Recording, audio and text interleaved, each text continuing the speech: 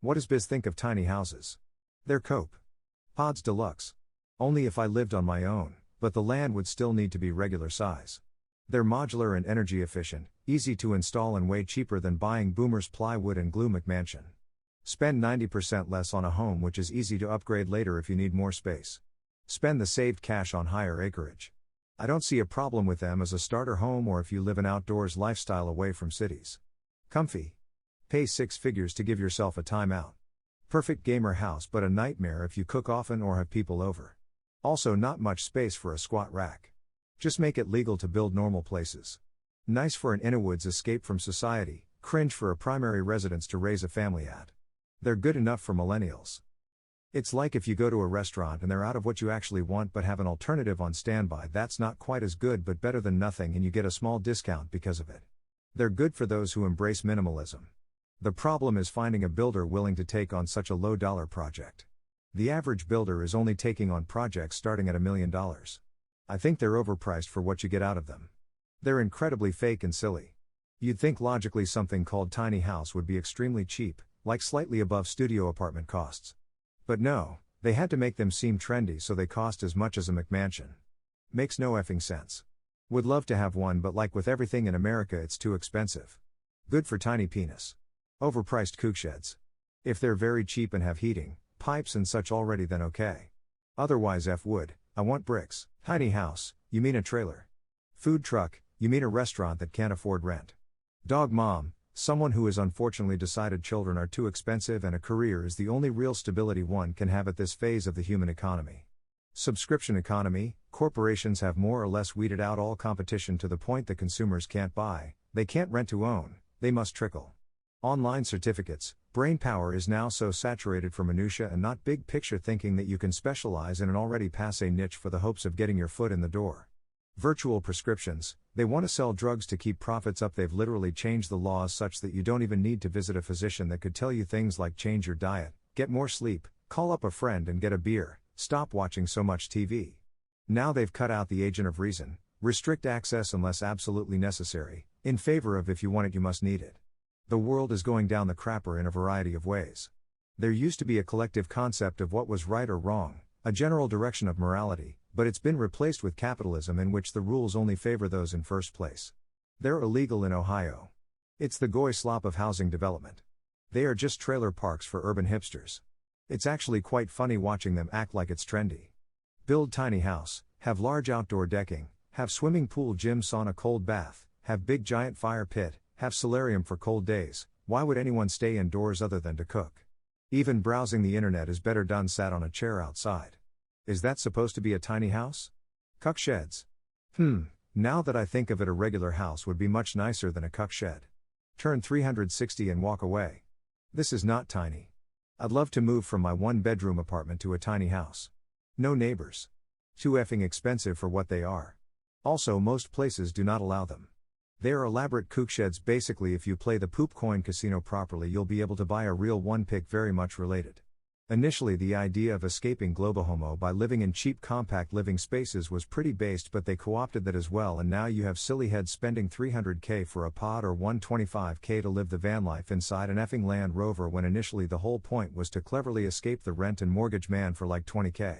I think I'm just gonna end up buying like 10 acres in northern Canada and just build my own stuff where nobody will check up on me. I'm already closer to Alaska than Vancouver, I wouldn't need to go much further. Keck, great investment, efficient, frugal, minimal cost to upkeep. This is why they're not allowed. The normies follow a culture of consumption and bondage and slavery. Small houses do not follow those ideals.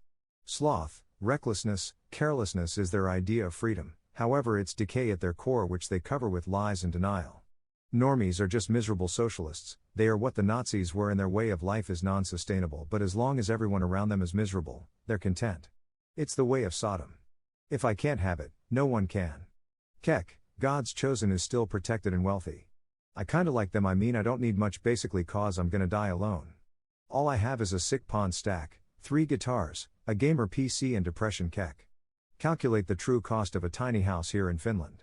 Everything included comes down to $250K, and that was a conservative estimate. Yeah, F that. It's absolute BS, expensive scam marketed for idiots who eat up trends and think they can raise a family in a shoebox.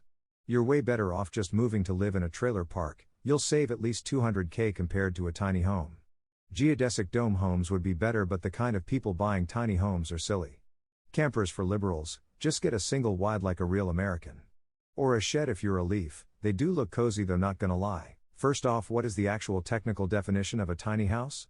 In 1950, the average American single-family house was less than 1,000 square feet, usually somewhere between 800 square feet and like 950 or 1,000 square feet. Today the average American single-family home is already 2,500 square feet. So compared to modern homes, the kind of houses most of our ancestors had were tiny by modern standards. Personally, I've never had a problem living in an apartment. Only reasons I would want a house would be for a yard and a garage and basement not included in square footage by the way. Personally, I feel like I need at least around 800 square feet to be comfortable. I had an apartment that was about 600 square feet last year and it was just a little small for me. I've had previous apartments over 800 square feet and that's fine. If I can have a tiny house that's at least 800 square feet, has a garage and presuming I own my own property and thus have a yard, I'd be totally fine with it, especially if it actually had an 800 square foot basement as well. The problem is that no one seems to be building tiny houses like that. They're using shipping containers or making them even smaller so that you can tow them easily. I want an actual house. I don't care if it's smaller than typical new houses, but I want home amenities like garage and basement if possible. If I can get that, then I'm all for a tiny house. Trailer park homes I think are just poor quality in general. In California or the Southwest it probably wouldn't be a bad way to save money, but in the Midwest where I live, it's always the mobile home parks where you hear of people dying in a tornado. They're flimsy and dangerous in very severe weather. I'd much prefer a tiny but sturdy house that can weather those storms, like an 800 square foot house built out of plaster and brick sounds really great. Intentionally taking up less space creates consent that we don't need land as citizens anymore. I think those silly heads just don't know what an A-frame is. That's what they want. They're effing great, it's all I need really because I'm always on my computer workstation and don't really have much junk, so I don't need a bigger place to put my materialistic stuff. They're cheap enough to where even a Walmart wagey can afford them.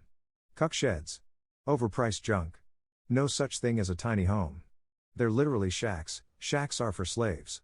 Still too expensive for what they give you. Man, let cope. Non-silly heads are naturally drawn to large open spaces. I'm stuck at $300K and want to buy a land and home. All the places that sell these homes don't tell you the prices and all of them don't include the shipping, building, etc. I can't find a good company for the life of me, even for cabins. All of Google is paid ads and dog poop search results. All of DuckDuckGo is paid for ads and even worse search results. It's been a miserable experience. If anyone can suggest a company that makes actual affordable homes, I'd love to know. F these companies, F crappy building requirements. I like M, but the expensive part is the land and GOI permits, unless you want to be a literal gypsy and live in caravans. Cool, a government psyop thread to normalize living in a dumpster-sized plywood piece of poop. Check out WikiHouse. I don't own any land to put it on either way. Back in the day your grandpa would buy a decent plot of land and build a small house on it. Then as his resources and family grew he would build an extension and another extension and another until it turned into a mansion. Kids these days just want the mansion without putting in the elbow grease and they want it now.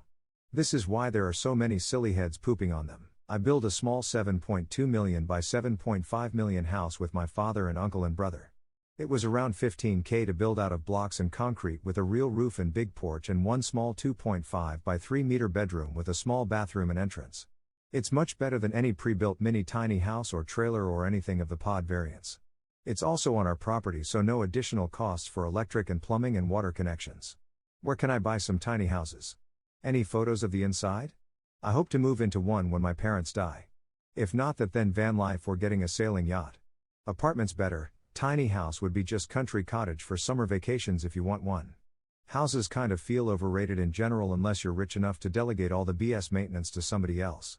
They need to be smaller, normies must suffer. I love them, they're neat. Circle jerk for hipsters, stacked tiny houses will always be more efficient in a million ways. You call them apartment buildings. Put them side to side and you have terraced houses, also more efficient. Trailers are cheaper and easier to produce. A tiny house solves nothing. Always need to have unique designs, increasing costs, labor, materials. Always have piss poor arguments for having poop tier insulation, plumbing, electricity, no parking space, soundproofing, overall quality. Priced at regular houses. Somehow has a circle jerk for being environmentally friendly when it's not at all. Glorified trailers that are promoted as saving the world and thus priced as regular houses. I don't understand. I'm so tempted to build one of these, especially if I can get one big enough to have 2 bedrooms and a large bathroom with a full-sized bath. Getting land with planning permission is a bitch though. They're not cheap unless you're building it yourself, then it's a meme. Jetpack thruster or Disney's up? There's a right answer.